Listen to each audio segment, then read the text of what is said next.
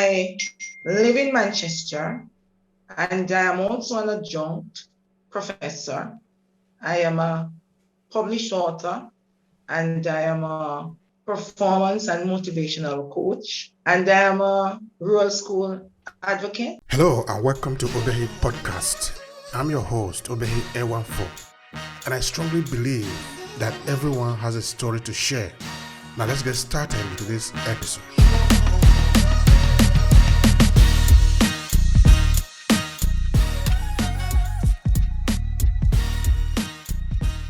Deep thinker. That is very interesting. I like the last part. That now we are looking at thinking. And thinking is also not also thinking is very important for the human being. I think it was Edna Gear that was saying that. No, actually, he was referencing another person that thinking is the only thing that separates the human being from every other creature. Otherwise, we are just like a pig or a goat, no? But because of our thinking ability, we are able to bring in a lot of things into the life that we live, and we separate us from the animal kingdom, as it were. So I think that is very, very important that we should develop our ability to think, because thinking, I repeat again, is very important. And now, the book we are going to be talking about today, actually, we are talking about literature, we're talking about book writing and all that. Now, I would like to go a little bit deeper in it. That I'm trying to understand even how did you start to write, Dr. Marcia? Tell me about that, because you are an academician, you are a professor, you are a principal of a school. So you basically have been living within this area now. But how did it start? That is very important for us. I started writing from I was a child. I think it was when I was about 9 years old.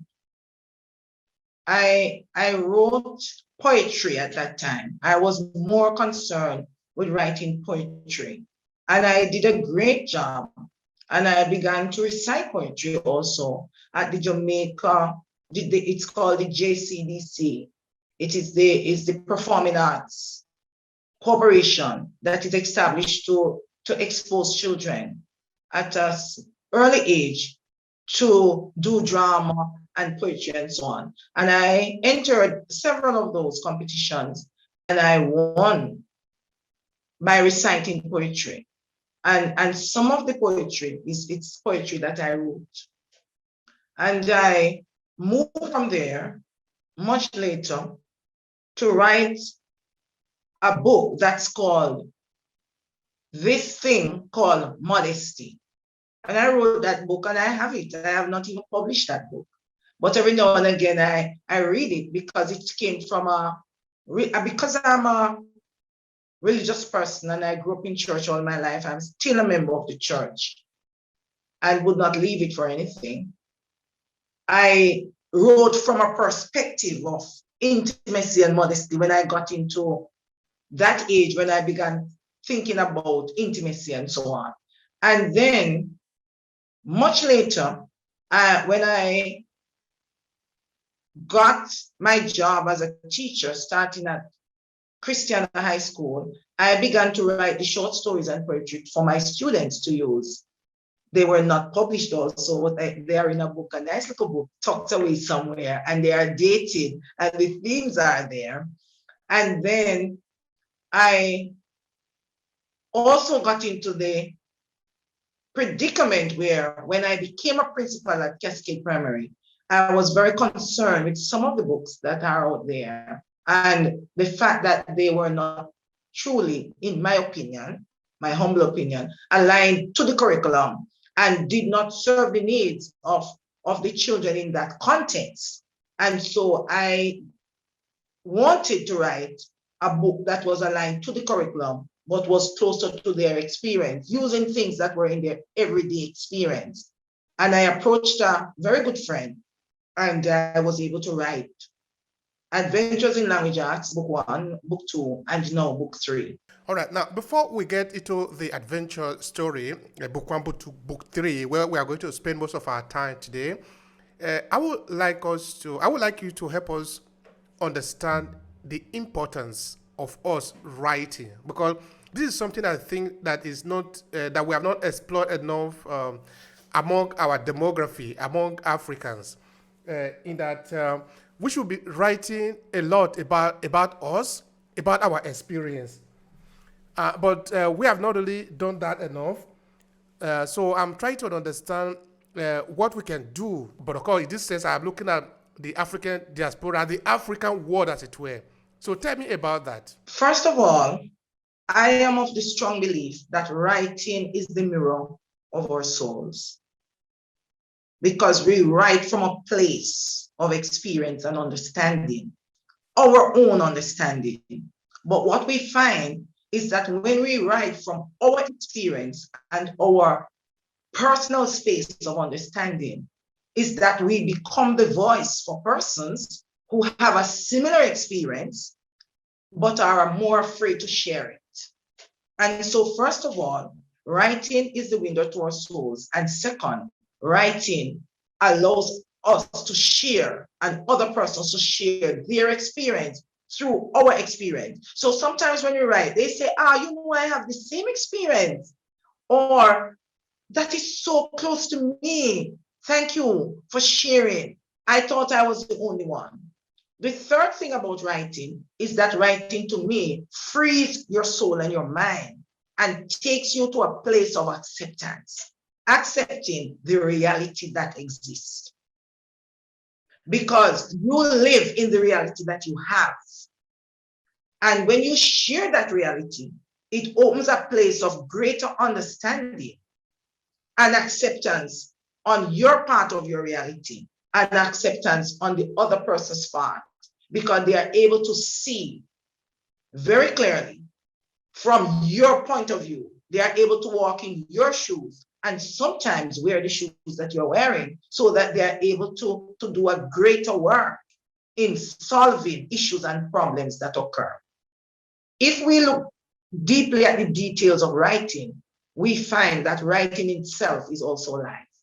Writing is life. It gives life to the writer. It gives life to the reader. It gives life to the hearer. And it gives life also to the printed work, because it becomes a part of the person who participates in the reading of it. Now, I have another question for you. The question is that writing, is it something that is supposed to be only for the educated class, for, say, maybe principal, teachers, or is it something that, can any person be a writer? That is what I'm trying to understand. Or is it something that is reserved for a certain group of people? Every person has his or her own experience, and there are numerous persons who are not in the academic world at all that wrote and have written work that has become powerful works right now. If we look at some of those poets that started out, they just wrote from their experience. They were just writing about life. They were just giving their honest opinion. They were just trying to change what exists in their circumstance. They didn't even start out to become any great writers, but some of them have died and their works have lived on. Mm-hmm. And their words have lived on. And how do we manage to even get some of these, the words of these people that have lived a long time ago? Whether we are looking at maybe the ancient Egyptian, for example, or looking at the Roman Empire. Yes. Book like, for example, the Meditation of Marcus Aurelius. Look at even some of the first book that have ever been written. How could we manage to get this book? Take the Bible, for example. How could we manage to get this feeling of people if they were never written down? And I want to believe again, because this is something that actually that I've been trying to explore also in my journey here in Europe, because I was born in Nigeria. That is where I grew up. But in the age of 24, I came to Europe. From then till now, I've been trying to explore the experience of different Africans within the area that I live, and of course beyond also. The fact that we are talking about African diaspora, that I'm talking to you just now, I'm in Italy, and you are from Jamaica with your experience, it means that it is something that I'm highly, highly passionate about. The documentation of our point of view, the way we see the world. It is very, very important. And I like it also that the way you put it, that it's not something that we need to reserve for only the special academia because you have gone to the university, so you are the only person that can write. No, any person can write because it's about expressing yourself. What do you think about this word? By the time you have gone, what will people say that this had been your point of view? I think it's very, very important. All right, now, having said that, let's come to your book, The Adventures. Tell us about it. Let us start even from the title. What do you mean by that? Adventures in language art. I think that life is an adventure. And when a group of us came up with the name, for example, my editor and the other persons that were included in my book, because someone was included from a private school, someone who supervised schools, and someone who was actually in a urban school, and myself in a rural school, because I wanted to get the full talk in. And I was facilitated by my good friend, as I told you. And we decided that we want the children to go on an adventure. We want them to find the book exciting and fun. Similarly to when they go on an adventure or a school trip or go to the river or go to the beach with family. We wanted them to feel that it is something that is fun, and not something that is bothersome and burdensome. We are going to be reading again. I'm not going to understand what I'm reading. We wanted them to dive in and dig in. And even if they can't read, to have such an interest to want to read and learn and improve themselves. All right. And so it's an adventure. Uh, in fact, I wanted to hang on a little bit of that, no? It making learning interesting for the children, taking them on adventure. I think that is something very interesting, because of And course, one of the things, yeah, please one of go. the things that one of the things that motivated us too is because we wanted to pull more boys into reading, because we found in this context that a lot of our boys were struggling readers. And so because we wanted to pull them in, and boys love adventure, we decided to call it an adventure in language arts, just to catch the eye of the boys as they were looking at it.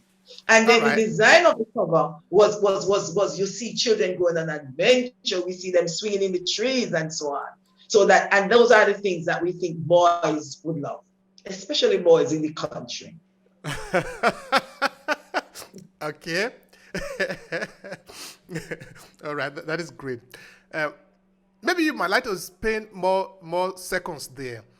The way that boys read and the way that girls read, is there any difference there? I don't understand why why there was a need to pay more attention to the boys. Help me understand that. It's we find, and research has shown that the mindset of boys are different than the mindset of girls. Girls are more settled, girls are more focused, girls are more inclined to want to spend time reading. Boys are about action and fun and experience and taking risks and so on. So they are not so settled at a certain age. And at that particular age, growing up, where they need to learn to read, which is their pre-primary ages, and going into their normal age between 7 to 11, and then going into their teen years. So catching them at this level is very, very important, because you want to retain an interest in reading. Additionally, boys do not like mundane things. They are more hands-on. And so in having them read, you have to present them with literature that are embedded in their mindset, in their psychic, and in their everyday experience. And so that is really the mindset that we had when we were writing the book. Because the fact is, boys' interests are not retained as easily as girls are, because the culture is girls are usually homemakers, they are usually set to do certain things, they are more precise in how they go about things, because we train them that way. But we allow boys to be more free spirited to take up responsibility. And so we do not settle them in and say, go and take up a book. Previously, we never did that. We say, go and get that done, go and get that done. But we are likely to say to our girls, you're finished doing your chores, go and read a book. And that happened to open up their brain. And that is really very interesting. I like the approach that you introduced there. That was interesting. All right. Now, both for boys and for girls, statistics have shown that the reading culture have declined. And this is not only within our demographic, which is the African diaspora or Africa as it were, but generally, globally, reading culture have declined everywhere. So the thinking now, or the idea of many people, particularly those that are inclined to education, is how do we get children more interested in book reading? So the question for you is actually that. How do we get more children interested in reading? What I find is that we have to move with the times. When we wrote the first set of books, Adventures in Language Arts, book 1 and 2, we added in that book a CD. At the time, CDs were the in thing. So we actually placed a CD in that book so that what they're reading, they can also hear. Echo reading is extremely important for persons because they are able to follow and they're able to match the words with what they're hearing, because we have to make them hear. And so we have to move with the times to get our children to read. We know that every single person, rich or poor, lame or crippled, has a phone. And that phone is likely to be something that they use because you can get everything on your phone. You don't need to travel to go anywhere. You just pull up an app, or you just go to a website, or you just go use a URL, and they are able to have these things at their fingertips. Now, these things come with a lot of graphics, and so they are able to see the graphics and they're able to picture read. Now, we have to get them to understand that what is on this screen is also in a book. This book, you're able to trace, you're able to read at your own pace, you're able to ask questions directly, you're able to peer read and share with others the knowledge that you have. So we have to use the device that they're using to direct them back to the book. That is my opinion. And so I am now thinking, and I'm in a conversation now where we have to start putting these books as ebooks, and we have to put them together as graphics, because ebooks are still books and they are still literature and they are still things that children can read. We are to give them a choice. And the choice must be, if I don't want to have a physical book in my hand, where can I find this book? It must become an ebook, and they must be able to interact with the ebook online the same way we trace and we highlight and so on. They must be able to do that. And I'm thinking that we have to pair the two now so that we can regroup persons and we can recapture the interest in reading, because everyone now is forced to read online. Everyone is forced to negotiate online. Every one of us are now forced to engage online. Very few of us are getting the options to do what we are doing here, producing like this. There are many who are lagging behind and who really want a book. We cater for them. But those who are upfront, which are now persons between the ages of 18 to 100 now, because we are in that age, we are now looking at our screen. And so we must place it on the screen. We must put it up front and personal in front of them. We must push them, and we must create lines and websites and contexts online that give them competitions, that give them interest in reading, that takes them on an adventure, that makes them want to share this book with someone else. Dr. Marcia, I am trying to understand. In fact, I get this very point. It's very interesting. Of course, I'm going to ask you also of the result just now. But before I get there, I'm trying to see how you manage to come up with this approach, no? Because the question is, how do we get them more interested, no, in reading? So This approach that you come up with, I find it to be very interesting. But how did you come up with it? Is it because you did a research that helped you to understand that by helping the children see what they read, they are going to be more interested? Or is it out of try and error? So how did you come up with this approach that you adopted in the book series? I am a fun, loving, energy bunny person. And I taught for years language and literature for years. And I believe that literature is life. It is not static. It is an active thing. And even when you share your experience, you are finding that somebody says, yes, miss, I had the same experience. Or somebody says, I understand what they're saying right there. And stop a minute, miss, because that happened to me with so and so and so. And I realized that they are not able to associate what is on paper with what they are experiencing, it does not become timeless. It does not become appealing. It does not, they dismiss it and they move along. So yeah, that's your experience. Good, let's move on. So we decided as a group that because they banter each other, they cheer each other, they support each other, they motivate each other by sharing, by giving jokes, by doing all of that. We decided that the things that we use in the book were things that they would be using daily.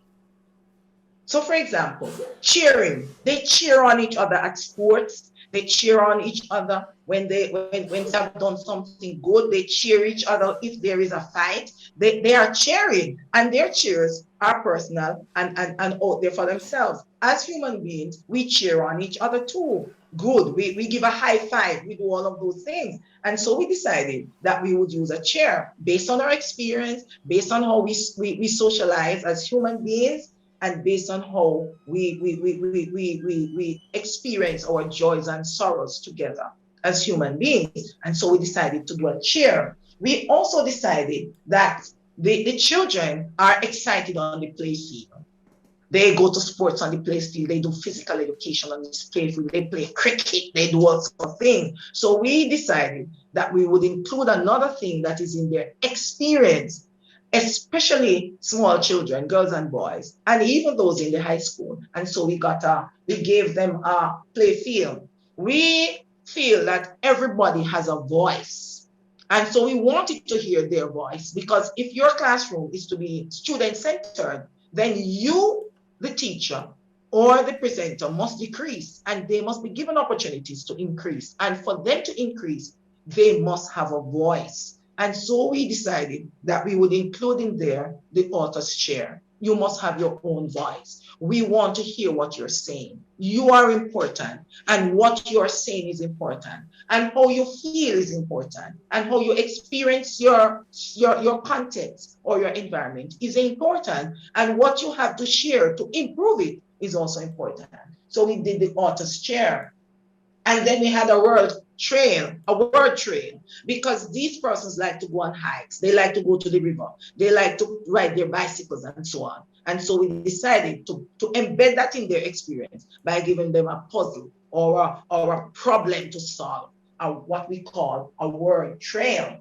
And then because they do not exist on their own, and grouping is extremely important, and we learn better even as adults from our peers. Because some of us learn by doing, some of us learn by hearing mostly, and some of us learn by seeing. We actually give them support and scaffolding through group work. And so we decided that they would work as a group also. And we also had in it our jungle out there, which is really that some persons go to the zoo and so on. At that age, we embed it in their experience too. We take them on field trip, on educational trips to those fun places. Not really. So we take them to factories, we take them to the zoo, we take them to music studios and so on. And so we gave them that jungle out there experience, where we say you are traveling to somewhere new and improved and somewhere exciting that you can explore. And so we took them on that trail. And then we have a section that we call Reading is Fun. And in that section now, they are able to bring home all of what they experience into one main experience. So they write about it themselves or they read about it and then they share it and experience it in real life. All right. The question is, for how long have you been experimenting in this way with the children? For like 2 years, 3 years, 5 years, 10 years? Give me a kind of a time frame since when you started it. It was about 10 years after I experienced working at high school. That's where I started. I started working at a high school. And I found, I don't know if it's good luck or bad luck, but I found that most of my students were boys. Most of my classes had more boys than girls. And so I had to teach life skills. I had to teach self-empowerment, self-worth, and all of those things to boys. I had a little mantra that I say to them, you are born king to rule nations. And so you must act like a king. You must look like a king. You must speak like a king. And you must understand like a king because your job is a complex one. That in itself, I now say to them, being able to read means that you're able to maneuver your own space and will not be dictated to or used to carry on the thoughts or mandates of others. And so you will not become a mirror of other men's thoughts, but you will create your own and you will merge your own with what other persons have to improve your state and the state of those around you. You are given into a family, and in that family, you become your priest, your provider, your protector. To understand it, you must understand yourself. And to understand yourself, you must be able to read. Physically read what is in front of you, physically read your experiences, mentally read what you are going through and understanding it. And then you must be able to read where you are and who you're speaking with so that you become very wise and kind and compassionate in your sharing. And so you always develop where you are.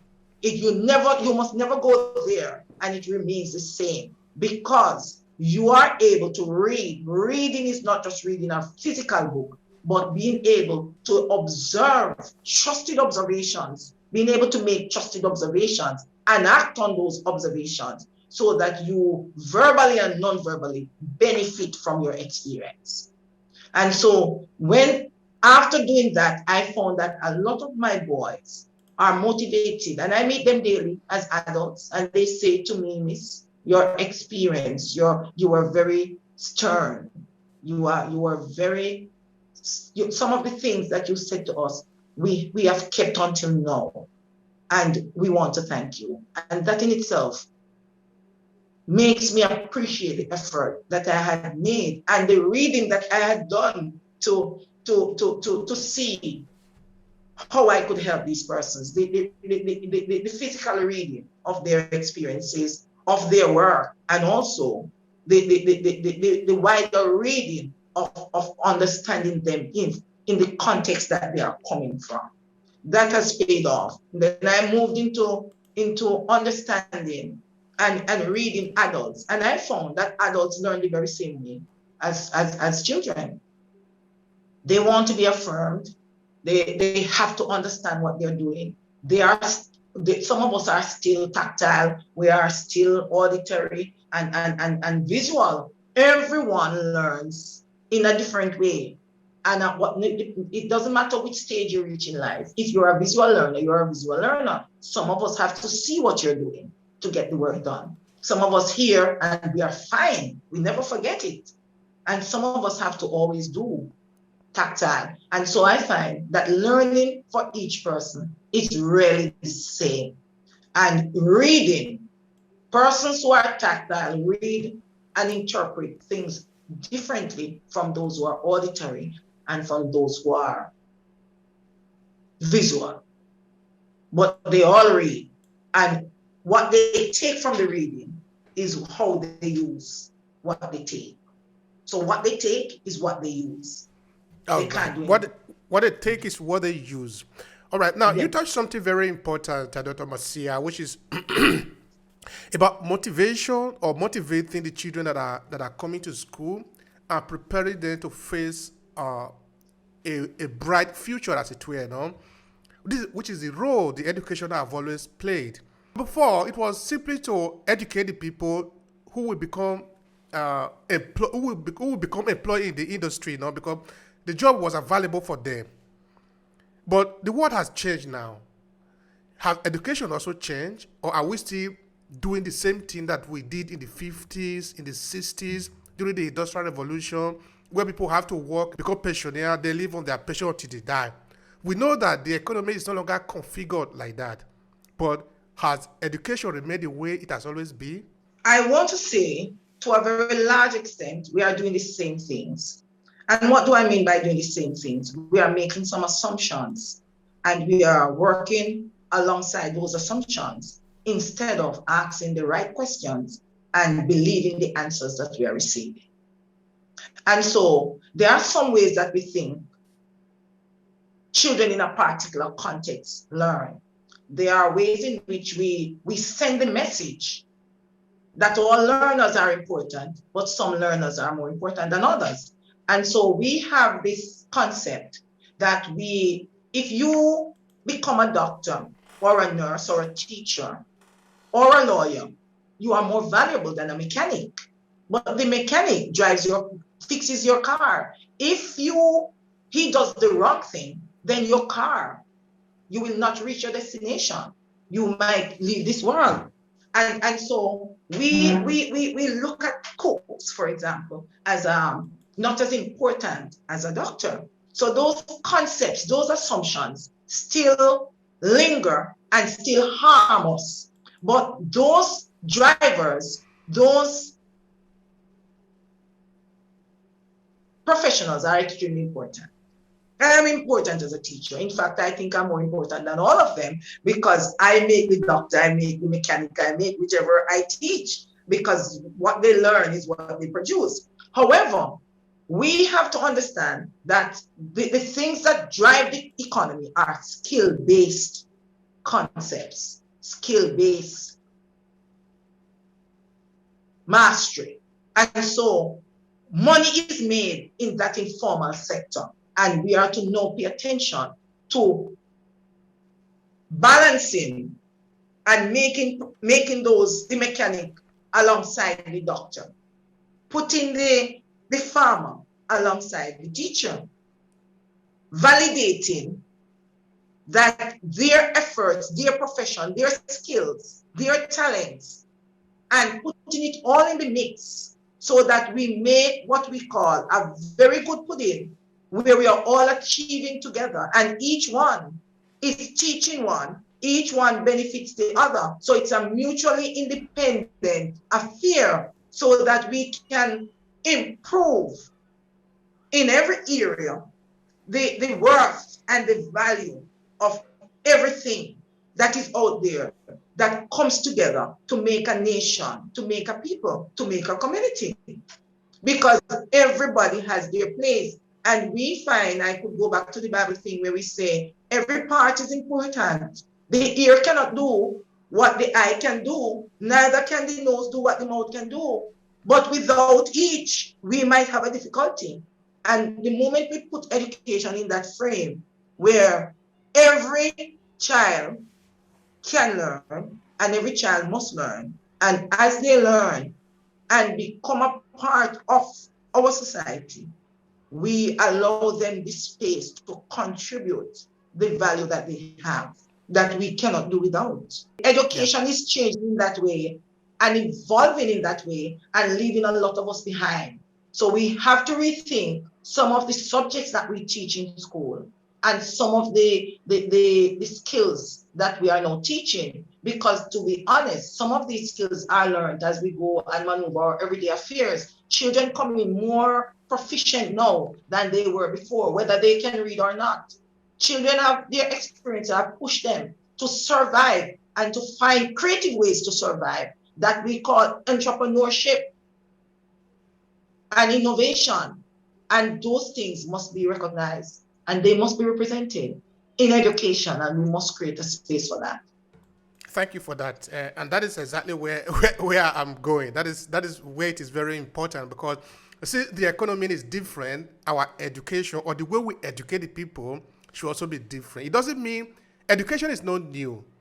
Education is something that has been with us since we have been like every other animal on earth. The gorilla do educate their children. The leopards educate their children. Even the birds flying in the air educate their children. That is how they maintain their culture. It's a biological thing. It's a survival thing.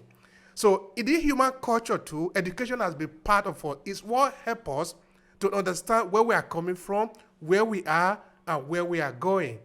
So I think that as a system is evolving, our way of receiving information, analyzing it, and projecting it should also be different. So that's actually where I'm going to in this area. And since you are a motivational individual as yourself, I sort of find it very valuable, very interesting, you said before, of motivating the children.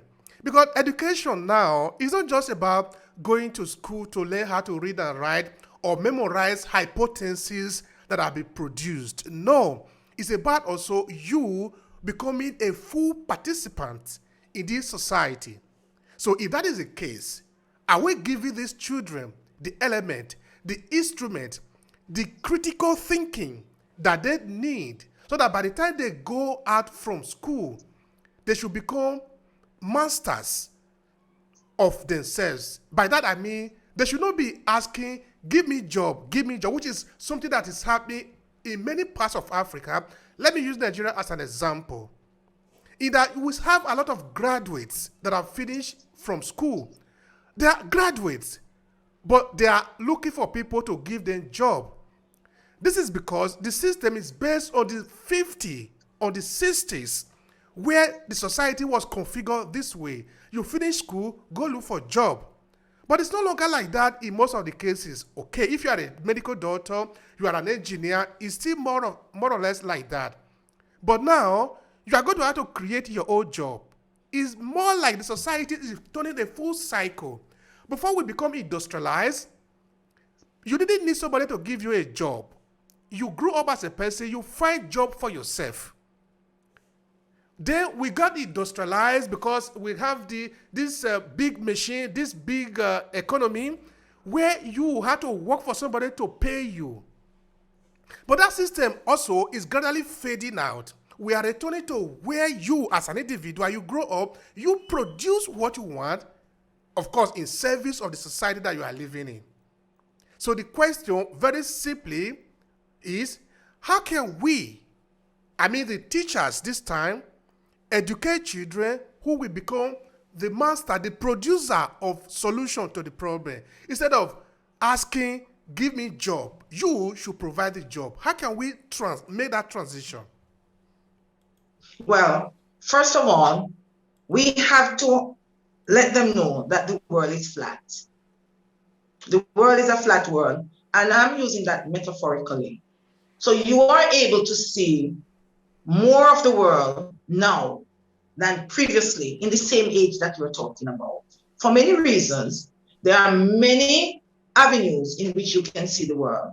And sometimes you don't have to move from where you are, the world comes to you and opportunities come to you. So, for example, in my context in which I operate, my children get a problem of the day.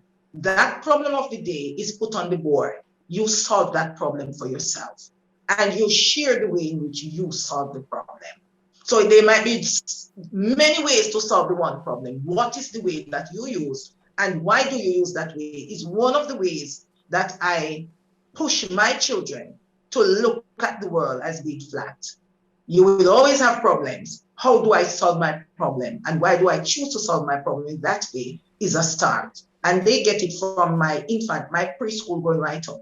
There is also a motivational thought that they get for the week. And they get activities, different activities activities from the motivational thought that they have to do every day, and they are given that framework to share.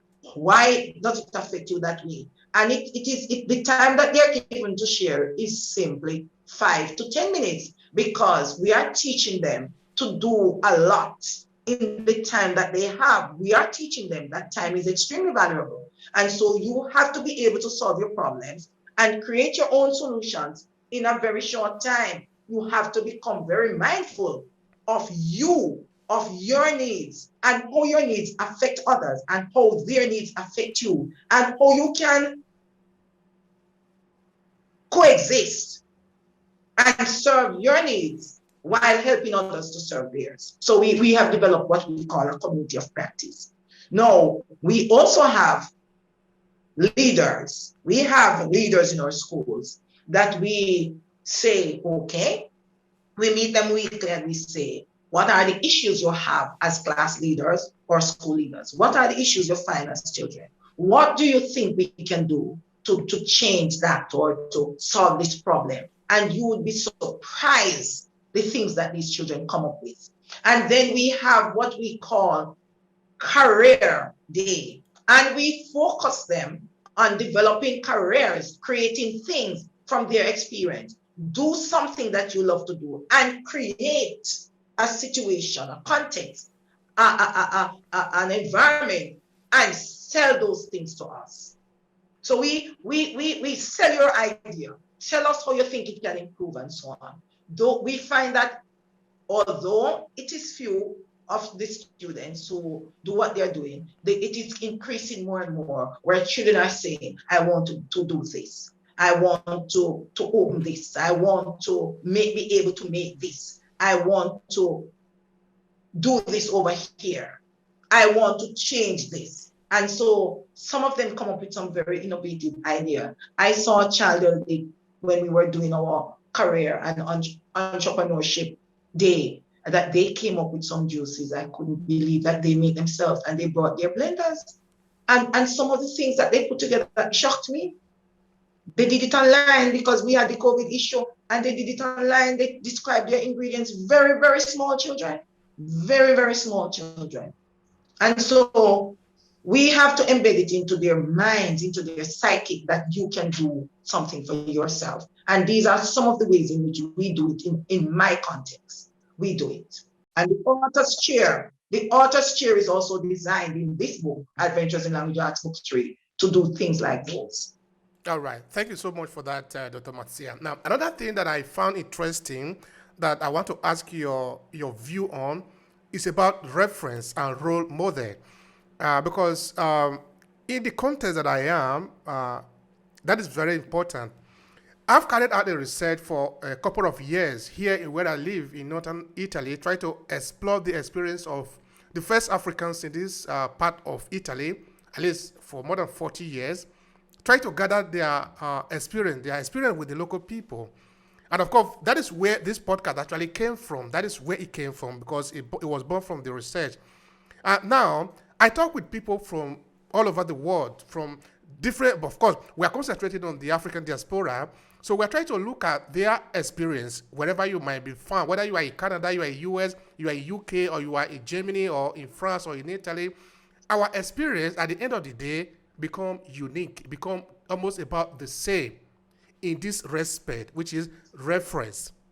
Is that the children that are growing up, they have a deficit in this area. And because the society is very fierce, is very hostile, to put it like that, like when you go to the forest, you don't say, I am ignorance. I see fire burning, so I will jump there and say, oh, I'm ignorant. I don't know that the fire can hurt me.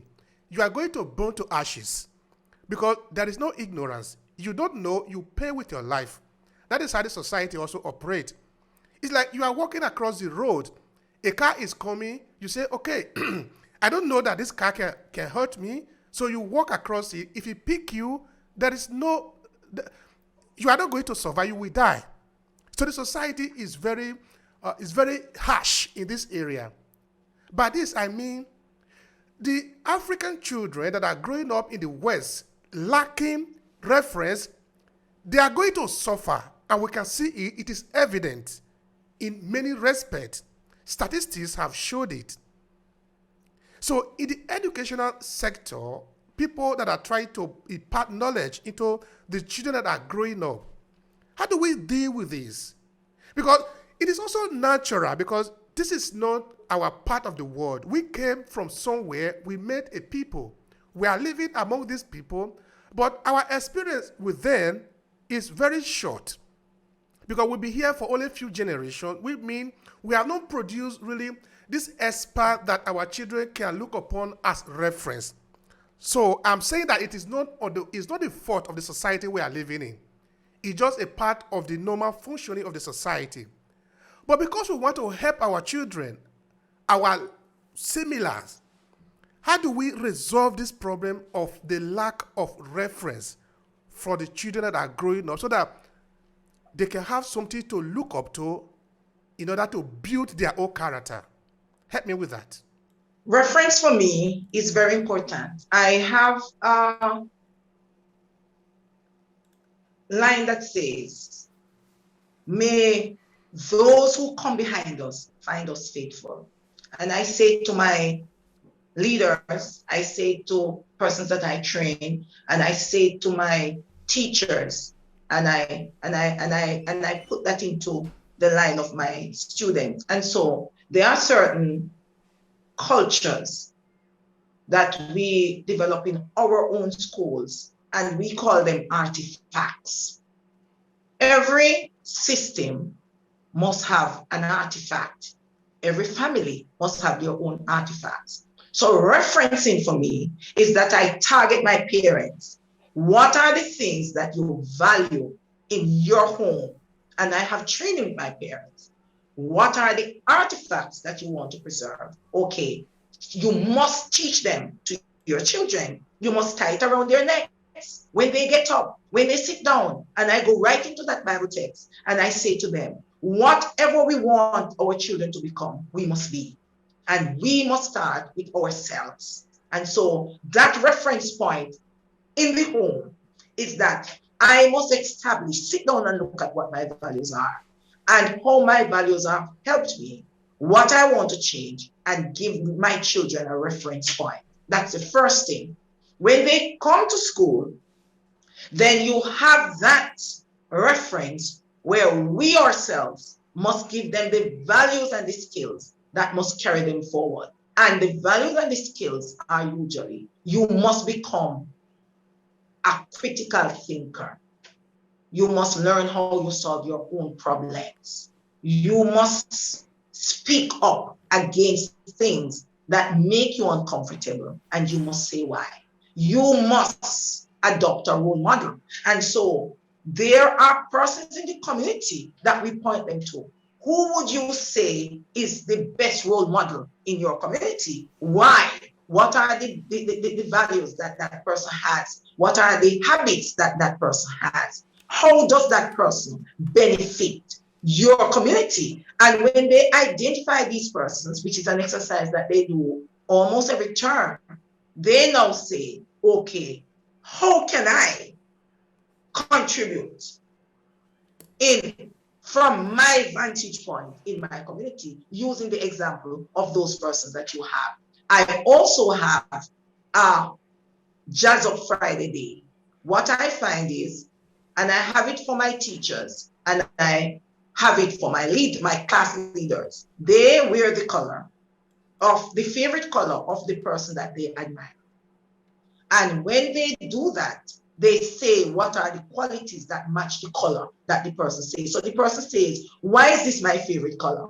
And the person that we admire. And everybody wears the color on a Friday. And when that color is worn, we know, after the person talks about the white is the favorite color, the characteristics, the qualities of that color, we know match parts of that person to align it to the color, that the qualities that the color has. And I find that it becomes a reference point, because persons are saying, okay, I want to, that's a good thing. I think I would want to adopt that, etc., etc. We also have the reference points where we point them to leaders in our community, strong leaders at different levels too. We don't just focus on one.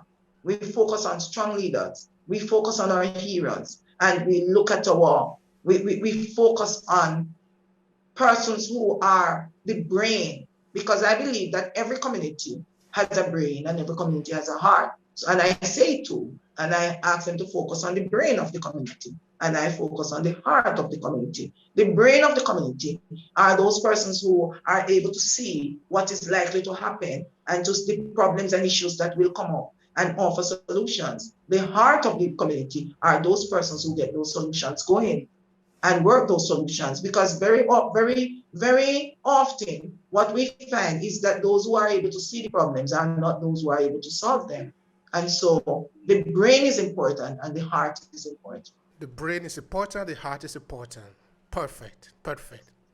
All right. Now, when you have a system like maybe in Jamaica or in an African context, for example, maybe where you have a school that is sort of under your control, more to say, that is actually more to say about that, it becomes a little bit easier for you to manage the system. But say you are looking at the diaspora community, whether you are looking at the United States, looking at United Kingdom, you're looking at Canada, looking at Italy, where I am, or Germany, where you have a system that have been configured. It's not your system. You have very little or nothing to say about how the system functions, but you are here, and you still want to build people that are going to be confident in themselves, that are going to be queens and kings, like we have said before, that you try to make sure that these children grow up to become king and queen, able to decide for themselves. You could say that in Nigeria or in Ghana or in Congo, if you were functioning as a system, no? Because it is easy to make the reference around, okay, that man, that man, okay, that woman, this society, okay, 10 years ago, these are what they have done. But in a sophisticated system, like the one I've mentioned, maybe here in the West, where we say want our children to grow up and be confident in themselves, in a system that is not their own, in a system where we have very little to say because it's a very harsh system. How do we survive in a system like that? I mean, what should we do to make sure that the children have confidence in themselves and able to work for what they really want and believe in life? First of all, I must say, and I'm going to say this with no apology, you must be strong because you don't know who you are inspiring. And so you must know yourself.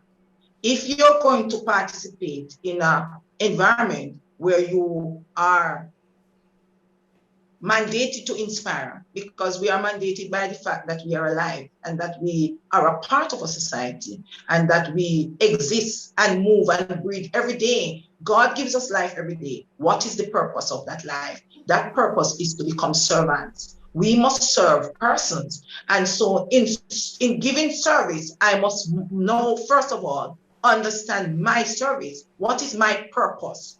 What is my ordained mandate? What is it that God has placed me on this earth to do? Because your purpose is not my purpose. So first of all, I must rest fully and confidently in my purpose by understanding my purpose. My purpose is driven by what I am led to naturally and spontaneously. And my purpose is understood when I am able to benefit, live for others and not myself. So you must first instill in children that they must serve others. Because the moment you lift up someone, you lift up yourself. And that is a mandate. If you give, you receive. So they must first be themselves and being their true self inside and outside by understanding their purpose. Secondly, they must serve. You must teach them to serve because service is the rent we pay for the time we have on this earth. When we are finished here, we must have improved ourselves by improving others. The third thing that we want them to understand is that resilience is accepting your reality and maneuvering your reality. You live life as it is, and you live life where you are. That is it. So how do I decide that I want to live this life? Good. I said the other day that a man asked God for patience, and God gave him a cantankerous neighbor. What does that mean? It means that we must teach children to accept people for who they are. And in accepting, we work with what they give.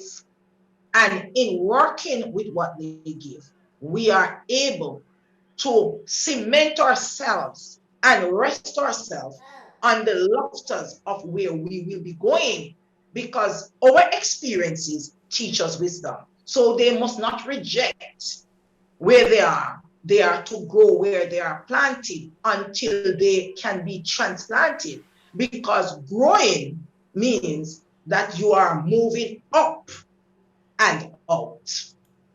That's what growing means. You are moving up and out. And so you cannot move up unless you are planted, and you cannot move out unless you bloom. No, you have to bloom where you are. And it is your experiences and it is how persons water you that you are cultivated. So you need people, and you are placed at points in your life and placed in seasons in your life where you need to bloom. You need to be groomed so you can bloom. So they must see every experience as an opportunity. We must teach them not to complain. And I'm very passionate about this. We must teach them self-control. Self-control that gives them mental favor and give them inner and intrinsic motivation. I will be here for this time. I am going to learn all I can for this time, but I'm going to bloom upward and outward. And upward and outward is a mantra that I say, and I make my children say, and they say, listen to me. Today is my day. I'm a winner. God is always with me. So those are some of the things that we must place in their spirits, and we must make them declare it, and we must make them utter it until their time comes to move upward and outward. That is perfect. That is really wonderful. I'm going to write that down. Growing upwards and outward. Because it is not possible to grow and remain the same. If you are growing, you are not going to remain the same. You are going to increase and really grow up and beyond, no? Which of course can also be interpreted in very many ways, but that is really very, very interesting. Coming back to the book, The Adventure, the book 1 and 2 and 3, if you were to draw out, say, a message from these books, say this is the message you want to cut across in this writing, what will it be? Maybe 2 or 3 messages that you want to leave us with. The first message is every child, I want to adopt the ministry's mantra. Every child can learn, and every child must learn. That's the first one. If you want to be, you can be, you shall be, and you must be. If you want to be, you can be, you shall be, and you must be. The third message that I want to say is listen to learn. If you listen, you will learn. So it is listen to learn. If you listen, you will learn. And if you learn, you will listen. That's great. Thank you so much for that. All right. Now, where can people find this book in case maybe they want to buy? Share with us and how maybe they can get in contact with you. Okay, this book can be had from Carlong Publishers in Kingston, Jamaica. It can also be purchased online. It can be purchased from any dealer, any book merchant, Samsa's bookstore in Jamaica. And it can also be purchased by other dealers and can be ordered through me if they want that book. But Carlong Publishers is really the persons who do the marketing of this book for us. Mm-hmm. All right, thank you. So now we have come to the end of the episode this morning. So what would be your final statement? Because now we've talked about different things from education to book to writing, reading, and the building of character for the children. Whether you are looking at children in Jamaica or in the diaspora, which is our concentration, it is important that we do this job. It is our job to do, no? So the question really, it's not really a question. Kind of, how would you conclude the conversation? What would be your final message to make sense of the conversation that we have had for this 1 hour period? I would say we are to give learners at whatever level, but especially children, room to spread their wings, room to make mistakes, room to grow, room to expand through quality questioning. We must allow them to share their own experiences, give them their voice. And we must listen to what they are saying without judgment.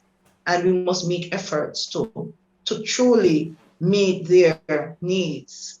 We cannot give children shoes who have no feet. We must give them a firm foundation that every rung on the ladder that they move, they will be firmly planted.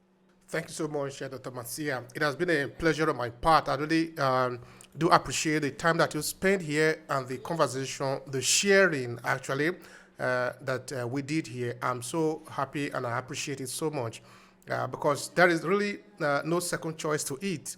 It is very, very important that we continue to build on our children.